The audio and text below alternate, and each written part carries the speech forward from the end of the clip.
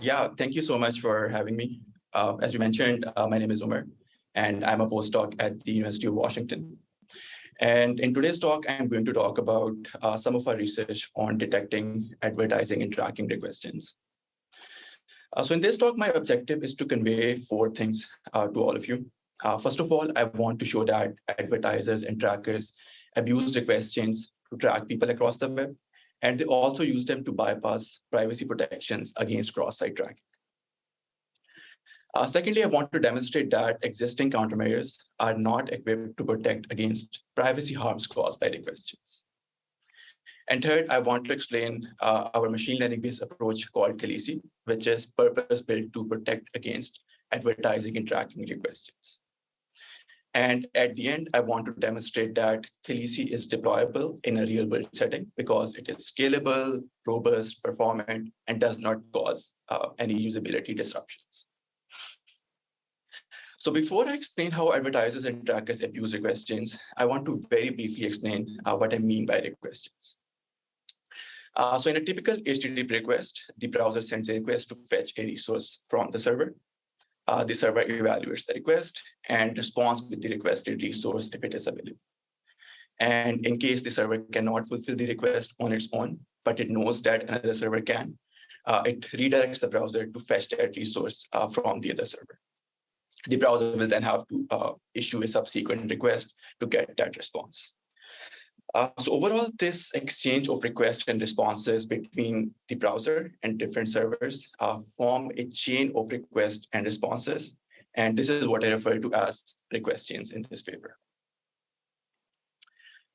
So these request chains play a core role in online advertising because they allow trackers to share information across origins. It is not possible for trackers to do that inside the browser because they are restricted by a security mechanism called the same origin policy. So as a workaround against that policy,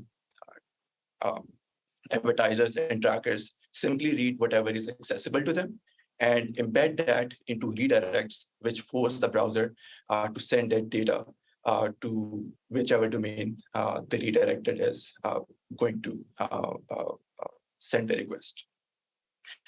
This is a standard ad tech practice, and it is commonly known as cookie sync. More recently, we have seen that trackers are now relying on request chains to bypass third-party cookie restrictions.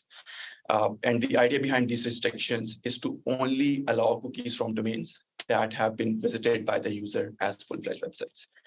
And most people do not visit tracking websites and full-fledged websites, so trackers end up losing their cookies. But interestingly, trackers have found a way to rely on request chains to bypass this mitigation. They do this by tricking the browser into visiting the tracking website as full-fledged websites, and they do this by rewriting the links on the website. So when people visit the websites and click different links, they are navigated to multiple advertising and tracking websites before they land on the intended web page. And as a result of this bouncing, trackers are able to access their cookies when they are loaded as third parties. This technique is also useful because trackers can embed identifiers in the navigations, which can be read by the scripts on the navigated web page and stored in the first-party cookies. So now we have seen some of the ways in which advertisers and trackers abuse request chains. Let's see if existing solutions are effective at protecting against these threats. Most people on the internet rely on ad blockers to protect themselves against advertising and tracking. But unfortunately, ad blockers are not equipped to effectively block request chains. The reason I say that is because ad blockers operate at the level of individual request and try to block known trackers with the help of manually curated filter lists. For example, if you look at this request chain, you can see that it is trying to share tracking identifiers with another domain, but ad blockers will not be able to detect that behavior. They will only look for the domains and URLs that are present in the crowdsourced filter list. And if one of them is present, they will be able to block the request. So despite that chain showing an obvious tracking behavior, the ad blockers will not use that information. People have tried to improve ad and tracker blockers by relying on heuristics to detect tracking instead of trackers. These heuristics rely on a narrow set of rules, which makes them very effective at detecting known and precisely defined tracking behavior. But anything that falls outside that narrow heuristic is not detected by these heuristics. To demonstrate that, I'll show you these two cookie syncing and bounce tracking questions. And you can see that the heuristic on the left is supposed to detect the cookie syncing question. And if we execute that heuristic on these two chains, it will be only able to detect, excuse me, the cookie syncing question, and it will be clueless against the bounce tracking question. These heuristics have also been generalized with the help of machine learning to detect a broad range of tracking behaviors. And there are plenty of machine learning approaches out there, but the state-of-the-art approaches organize website execution in form of graphs and use the execution traces of trackers to detect them. These approaches are very good at detecting generic tracking behaviors, but they are less effective at detecting specialized tracking behaviors, like the ones carried out through requests. The main limitation that they're somewhat ineffective is because they do not capitalize on the sequential nature of the requests. For example, if you look at this request chain to make a determination, they will use the necessary context available at each request, but will not capitalize about what the request chain has been doing so far. So overall, in conclusion, we can make a point that all of the prior approaches do not capitalize on the sequential context simply because they are not purpose-built to detect advertising and tracking questions. So it causes them to have accuracy issues. To bridge that gap, we propose Khaleesi, which is a specially designed approach to detect advertising and tracking in requests. Our key idea is to capitalize on the sequential nature of the request chains because the purpose of the request chain becomes clearer and clearer as the chain grows larger. I will motivate that insight by walking you through a cookie syncing request. So as soon as we observe the first request, we are in a position to infer the intent of the chain. For example, with as simple information as this request going to a third party and reading some identifiers from cookies, it could be an indication of tracking.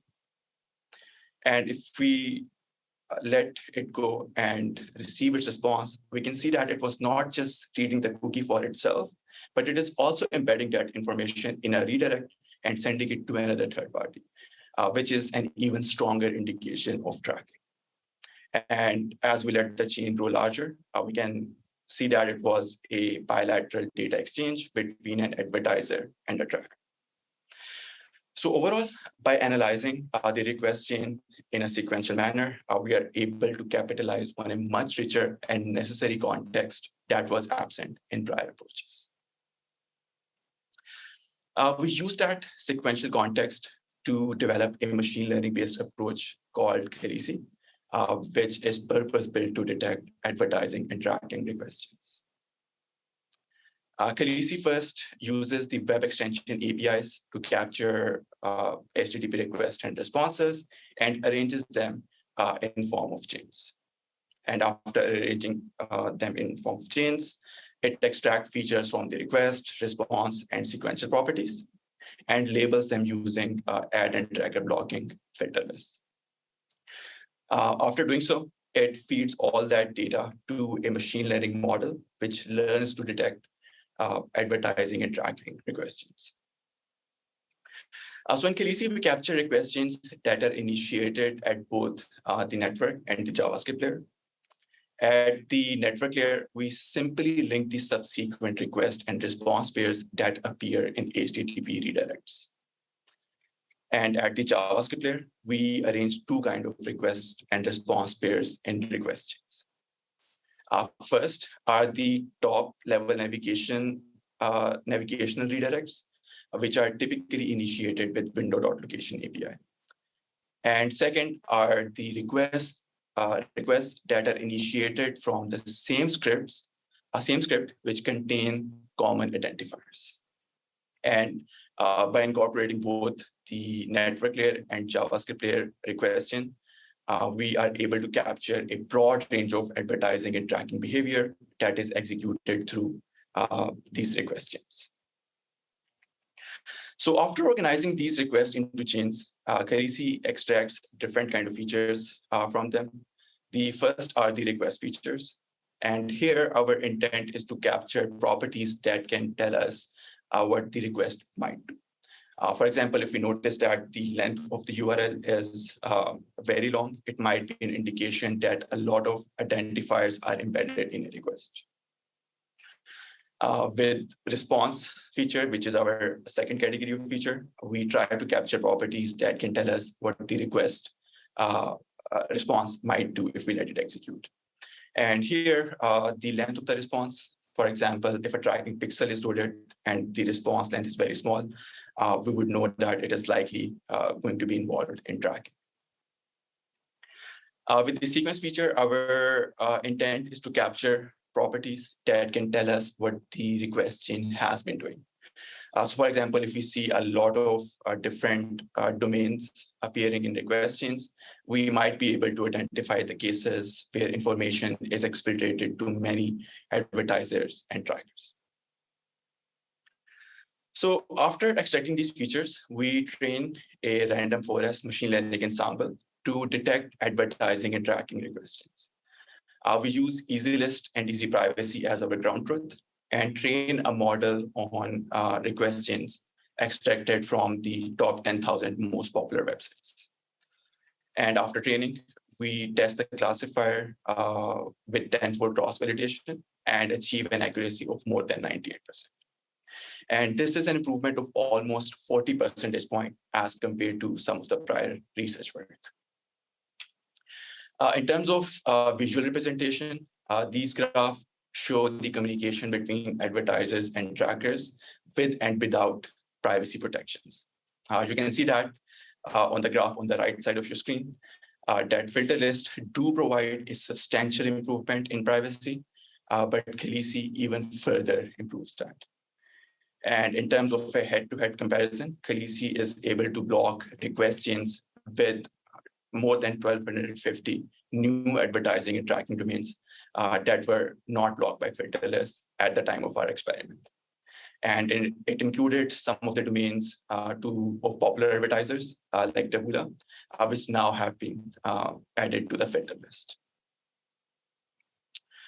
So far, I have shown you that Khaleesi is effective at detecting request chain-based advertisers and trackers, but this evaluation has been in somewhat favorable conditions, and one could argue that these findings may not translate in a real-world setting.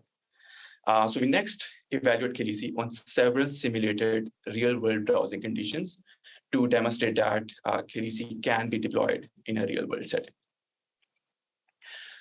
First of all, we evaluate Khaleesi on different browsing configurations because users may use different browsers or they may configure their browsers differently. And in total, we test Khaleesi on 3 different browsing configurations. The first one is a crawl with user interaction, which is scrolling on the web page and clicking several links to the subpages and also some external web pages. We also extend that condition by blocking third-party cookies, because third-party cookies blocking is becoming very prevalent, and most browsers now provide controls to block third-party cookies, and some actually do it by default, like Safari and Firefox now as well. And the third one is a simulated Safari, because a lot of attacks involving request chains were initially targeted towards Safari. And the biggest example, perhaps, is bounce tracking.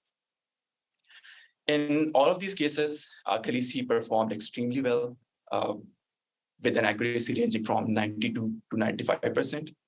And the reason for this slight decline in accuracy is because in subpages, the benign URLs were a little longer, which were similar to what tracking URLs are.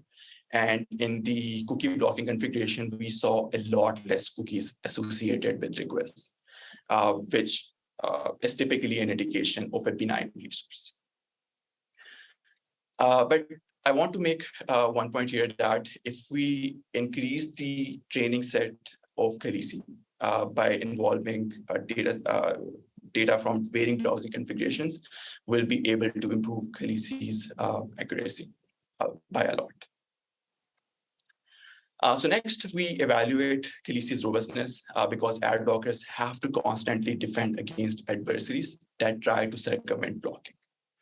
And some of the common attacks include changing or rotating the domains that are used to serve tracking and advertising resources, or masquerading the tracking request as first parties, which is commonly known as CNAME blocking, and manipulating the query string by either hashing or changing the name of identifiers in the query string. These attacks would achieve an evasion rate of almost 100% for ad blockers, but for Khaleesi, they are able to achieve a success rate of few percentage points, except for CNAME blocking, where it exceeds to 13%. Another reason that leads to robustness issues in ad blocking is when filterless rules outdate. Machine learning-based ad blockers like Khaleesi do not suffer from this problem because they block requests based on advertising and tracking behavior and not the domain or the URL of the advertiser or tracker. But in case the advertising behavior changes, the machine learning classifiers may also lose their performance. And an ultimate solution to this problem is to continuously train Khaleesi or other machine learning classifiers to keep up with the changes in advertising ecosystem. But we wanted to test in case we don't update Khaleesi, how much of its accuracy will degrade. And we identified that even without training, after 1 year, Khaleesi's accuracy will only decline by 4.5%. Ad blockers also cause breakage because they block resources, and their breakage can be classified as either minor or major.